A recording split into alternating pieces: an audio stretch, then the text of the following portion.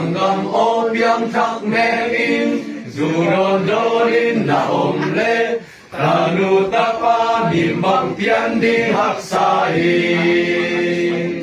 Nisim in Zuron dorin In quan ta ding tigelo Asot lo in Nadawn Zulong thak ding hi Sikan ni lem hui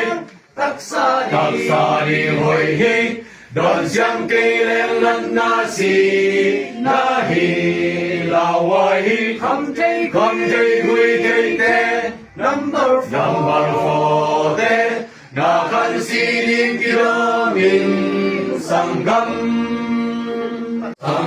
o biang thak me in Zuron dorin na omle Tanu tapa nimbang tian ding hak sain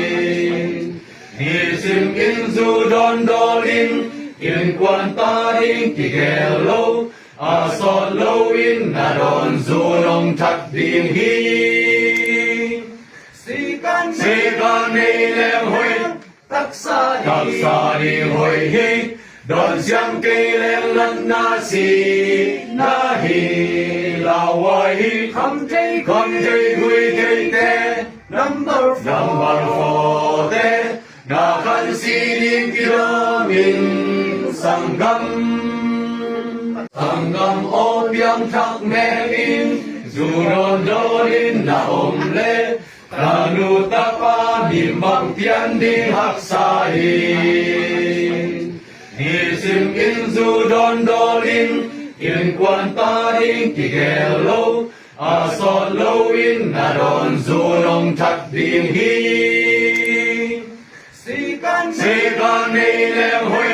Tắc xa đi hồi hi Đòn giang cây lem lăn na si Na hi